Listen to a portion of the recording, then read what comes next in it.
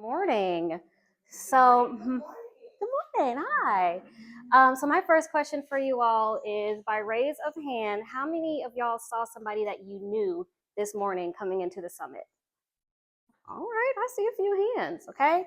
Those are going to be the people that you're going to partner with for local and state government contracts, okay? So make sure you remember the folks that you saw this morning that you spoke to this morning. So I'm going to be talking about state and local government contracts. These are some of the key topics that we're going to cover today. We're going to understand the marketplace, what's out there, what's available. I'm going to talk about certifications, how you can stay ready when it's time to get certified. We'll talk about marketing and positioning, that word reputation, right? We'll talk about contract strategy and some hard truths, and then we'll go over some action steps to win. I have a lot of information to get through, so excuse me if I talk a little fast, okay? So let's get started. So this is my winning mantra. Stay ready so you don't have to get ready. Exactly, right? Get all of your ducks in a row. And it is going to become really apparent why that's important throughout this presentation. A little bit about me. So I'm Christine Edwards, and I'm the founder of a company called Civility Localized. We are headquartered here in Charlotte. We are a community engagement consulting firm. We provide surveys, outreach services, focus groups, and we also provide training around government contracts, okay? These are some of the clients that we have worked with statewide and throughout the region. We are for profit. We have all of our certifications, MWSBE and DBE certified. In 2022, we were the Crowns of Enterprise MBE of the Year, founded in 2018, MBE of the Year in 2020. 2025, we were recognized as Charlotte Business Journal's top women in business honoree. And from 2022 to 2024, we served as a CPCC equity and contracting facilitator. So using this very curriculum. And we graduated 8 cohorts. So you guys are in for a treat. All right. Okay, so you guys have some materials in front of you. I hope that you take these materials home. I hope that you find your way to my website, sign up for some additional resources after this. All right, so let's get into it. Why pursue local and state government contracts? Number one, I believe that it provides a little bit more stability, more consistency. Government contracts and corporate contracts are oftentimes longer term, they're a higher fee, so it can provide more stability for your company. And more importantly, when we all participate, we all win. You heard Ari say that the government sets goals, right? So the government needs to know that we are here. We are minority owned, we are women owned businesses, and we are small businesses. So the government needs to know that we are here in order to set those goals. And the government spends more than $665 billion annually. So the marketplace is there. So let's talk about that market, okay? Which state do you think has the highest MWSBE utilization? Georgia? North Carolina?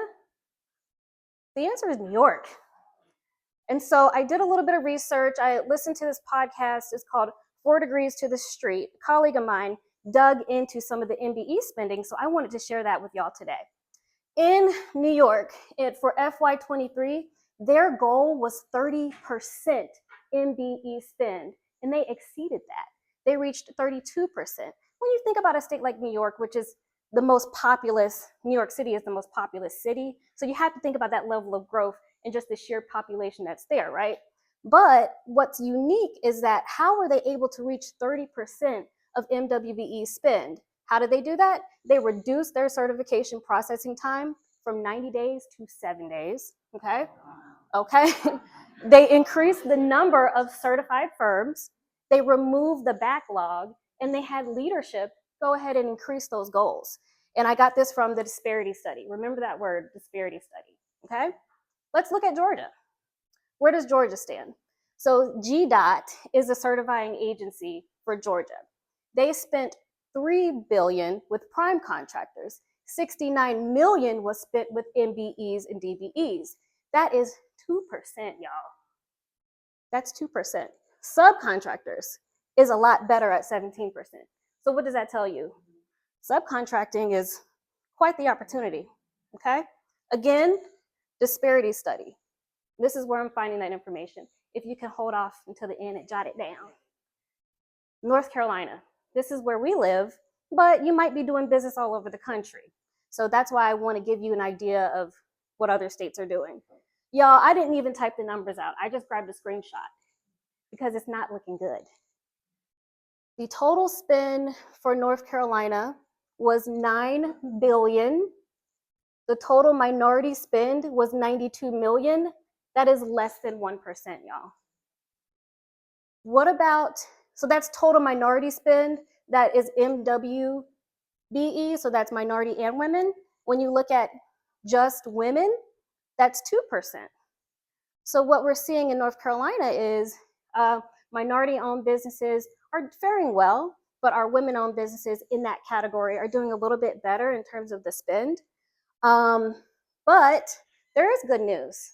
The state of North Carolina hub office has, modernized their certification process. Now you can get certified in 30 days or less if you stay ready, okay? They have a lot more bonding, insurance, and capital programs for MBEs, and it just has better access overall. And again, we're talking about the state level. Now, this is kind of the silver lining. If you do business here in Charlotte, Mecklenburg County, you can see that Charlotte is actually outperforming the state and maybe even some other states. So in 2022, the city of Charlotte total contract dollars were over $1.6 billion spending in local contracts, right? So the total spent on MWSBEs was $193 million, which is 12%, 12% versus Georgia's 2%. The city of Charlotte is performing better for MBEs than the entire state of Georgia, okay? So you need to be doing business here in Charlotte. All right, let's look at total MBE spend, $51 million. That's good. Total SBE spend, $54 million. Now let's look at the WBE category. Y'all, $86 million is a lot more. that's a lot more. So let's look at, what different categories are being invested into. And again, I found this from our annual report for CBI and the 2022 disparity study. So I want you guys to take time, dig into the numbers, okay? So improving equity in the procurement process, essentially, we need to know the data because we measure what matters. Make sure that you're developing relationships with procurement staff, right? So the first time that you talk to a procurement staff shouldn't be when you're asking them for thousands and thousands of dollars, right? Like, hey, I'm trying to get on this contract. You want to go and introduce yourself, get to know some procurement staff, right? And create those strategic alliances. So what kind of products and services are local governments and state governments buying? Similar to Ari, a little bit of everything, okay? I like to divide it into 3 sort of categories. You have your goods. Goods are things like physical products, things that you can touch, office supplies, construction, food and produce, even porta-johns, laptops, devices. In that middle category, this is where I shine. I am a professional services firm and I help other professional services firms, catering, media relations, marketing, landscaping, outreach, strategic planning, design services. And then on this other side, you have your social services, right? These are services that are still procured by the government. It could be even a nonprofit, or it could be a program that's mandated by the state, such as childcare, alcohol and tobacco awareness and prevention, leadership coaching, SNAP benefits. Even those programs are oftentimes contracted out to local suppliers. All right, let's move into certifications. Stay ready. How many of y'all have a certification at some level already? Very good. Keep your hand up if it's a hub. Very good, awesome. Okay, so that's the first one that I'm going to talk about. The benefits of certification, essentially networking, strategic partnership opportunities, um, free training, education resources. Obviously, when you get certified, you do get added to certain databases, vendor databases. I remember I founded my company in 2018, and then in 2019, I got Hub certified. No less than maybe 30 days later, I get a call from a company in Boston. They said, "We found you on a local Hub certification database. We want you to partner with us. We're not local. We need a local vendor." Y'all, that was a 5-figure contract for my first contract. It was a subcontract, okay? And it was to help do some community engagement in a park, to help develop a park, okay? Bonus, access to funding and grants. The reason that I think it's so important to get certified is that when you guys got your LLC, was there a box to check for woman?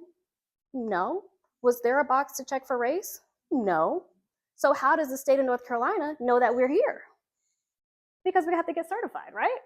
So when you're going after those grants, like during COVID, you're going after those assistance grants. They want to know who you are. They want, hey, can you prove to me that you are a woman-owned company? Yes, because I have my certification. All right. Eligibility. The owner must be Asian, Black, Hispanic, Native American, or female. And this is, I'm talking about the Hub certification here. So just be aware. The minority category, you have to own and manage at least 51% of your business. So if you own the business with someone else, only that majority owner can get certified, or they're going to use that majority owner for the certification. You got to be for profit and in the US. You have to be active in daily management. For some of the SBE small business certifications, they do check your income and your personal net worth statement. They want to make sure you're not super rich, right? Trying to get access to these funding. And then you have to have a significant presence in the area that you want to do business. And you've got to provide a commercially useful function. That goes back to the NAICS codes, the NAICS codes. If you have a NAICS code that corresponds with your business, then that tells the government that it is a useful function. It's something that they're going to buy. Okay? All right, this is my stay ready folder. Okay? I want you guys to go home and go on your computer or go in your file cabinet, pull all of this information together in one place, in a protected place. You need to have all of this information, number one, to get certified, and then just keep it. Keep it for the next certification. Keep it for that next grant. Keep it for the next contract that you apply for. Really quickly, scanning this list, any questions about anything on this list? Is there anything missing in the back? Good question. So what is the unique entity identifier? So that is a number. It used to be called the DUNS number. It is the number that the federal government uses. I'm looking at Ari, that the federal government uses to kind of track your activity. Sorry? Your location. Oh. Like your business location is, there you go. Has a UEI attached to it. Your business location has a UEI attached to it. From my understanding, it kind of tracks your activity, almost like your EIN number, but it's so the federal government knows who you are, essentially. All right. So this is your stay ready folder. And then sometimes people ask me about taxes. If you don't have your business taxes, sometimes you can actually use your personal taxes, or if you don't have that information, you can use a balance sheet. A lot of certifying agencies just want to know that you're in the green or you're in the black. Go ahead. 3 to 5. 3 to 5 reference letters. And it doesn't have to be a full letter. 2 letters, the other 3 or 2 can be just a name and contact information. All right. Quick reminder, we do have some workshops coming up next week. This is just going to be a quick thing. These workshops are 2-hour-long workshops. We're going to dive deep and answer a lot of questions, 2 in person and 1 virtual. Again, you're going to want to join my mailing list because the folks on my mailing list are getting this presentation today. Okay? All right. Marketing and positioning. Reputation, is that a bad word? Is that a bad word? It could be. Reputation is not a bad word. I think it's a good word. Let's think about the word relationship, right? Relationships plus results equals revenue. Any indicator of success for a government contract is going to be past performance. They want to know that you have done this before. They want to know that you have done comparable or similar work, right? According to ProcureCon, 64% of procurement professionals at large companies use RFPs to procure services. RFPs measure cost, technical capabilities, and past performance. That's why I always want to maintain 3 to 5 professional references. And you're thinking, oh my gosh, Christine, I'm just starting out. How can I have 3 to 5 professional references if I'm just starting out? Well, I implore you to dig deeper, right? Number one, start collecting your wins. You're putting yourself out there, right? So you want to make sure you keep track of those paid and unpaid jobs. Maybe you did something pro bono. Maybe you did something for your church, right? Maybe you did something for a group that you're associated with. Either way, you want to collect the testimonials of your work, whether that is through Google reviews, LinkedIn recommendations, referral programs, a case study. Is anyone in here currently collecting testimonials? Yeah? What kind of testimonials do you get? From pro bono work, past work in corporate America. Perfect. Awesome. And then how do you do it? Do you do it through like a Google review or just a written survey? Google review, LinkedIn recommendations, direct outreach via email. Exactly. Because you want to know who you're working with. The government also wants to know who they're working with. If you were hiring a babysitter or a caretaker for your children, you want some references, right? You were hiring a dentist, you're going to go with the one with the 5-star review on Google, okay? Same thing with local and state level governments. All right, 10 essential elements of a capability statement. So we're still talking about marketing here. I'm not going to go into too much detail, but let me just see who in the room knows what a capability statement is and has a capability statement. Fantastic. I wish I would have seen more hands.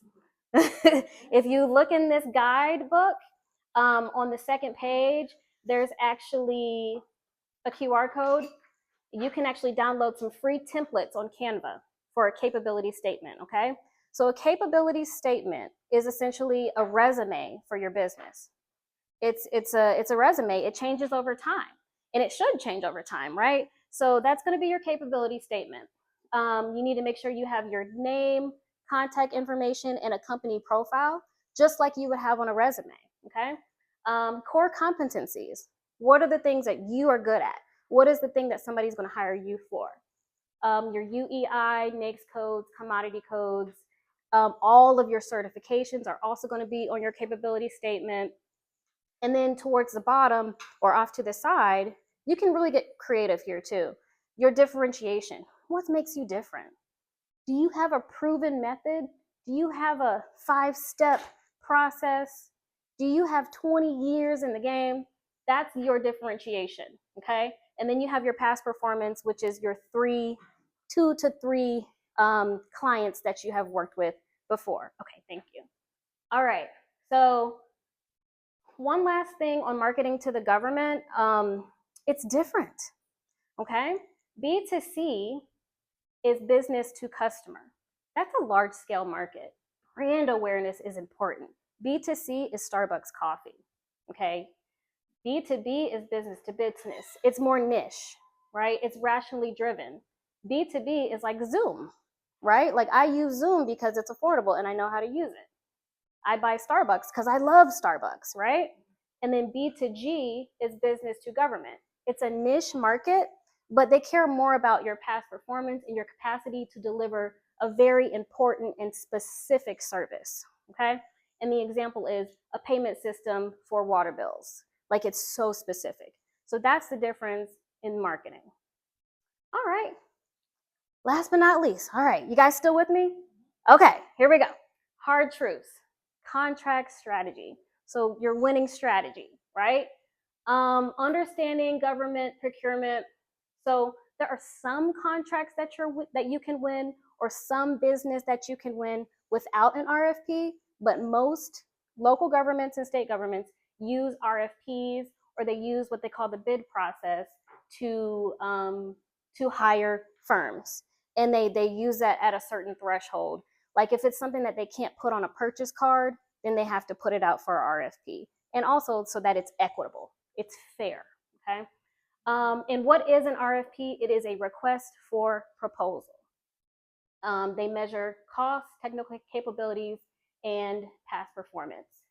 37% of procurement professionals care about cost, 30% care about technical capabilities, and 77% of procurement professionals care that you can handle a long-term contract. Can your company or your firm or your team, can you guys handle something that's 6 to 8 to 18 months, right? Are they going to be able to rely on you to come back for a second or third year? Long-term strategic value. Okay? Where to find bids and RFPs? I almost did not include this slide. Please go ahead and take a photo of this slide. Where to find RFPs? In North Carolina, there's a tool called EVP, Electronic Vendor Portal. It's got a portal of all of the RFPs in North Carolina. City of Charlotte, they use a portal called Bonfire. Okay. Mecklenburg County uses a portal called Mech Procure. So I want you guys to take some time this weekend, or today, what's today, Wednesday? Take some time to look into this. You ever hear about random acts of kindness, right? You have this feeling like, okay, I just want to do something nice. Well, a lot of times I run into people who have random acts of business development. Randomly, they sit down and work on their website for 2 hours, or like, oh, I'm randomly gonna go in and do some outreach, or I'm gonna work so hard on this LinkedIn post. Y'all, that's random. I want you to start building in time for your marketing and for your business development, whether it's once a week or maybe once a month. Set aside that time for that, because if we don't set aside the time, then we lose it. Okay. All right, hard truths. Government contracts can take between 2 to 6 months from the RFP stage to contract signing, sometimes even longer. Proposal writing can take between 1 to 4 weeks just to write the proposal. Okay, so you want to give yourself enough time to do that. Another sort of hard truth, but this to me, I think is kind of this is a fun truth for me because I'm a relational person. Consider serving as a sub-consultant before serving as a prime consultant. So that means reach out to the people that you know. Reach out to people that have hired you in the past. Reach out to your former employer and say, hey, are there any opportunities out there? Can I partner with you on this? Okay, because that's a really good way to get your foot in the door. This last one is kind of a hard truth. Government payment schedules are often 30 days to up to 90 days. So you're going to want to make sure that in your contract, it is negotiated out and you have a complete understanding of when you will be paid. Okay? And you have the capabilities to deliver on what you need to deliver. All right. Position your business to win. These are just some strategies around how you can get to know people that are also doing other government contracts, doing some of that deep research. Proposals, once they're closed and once the project is closed, proposals are actually public record.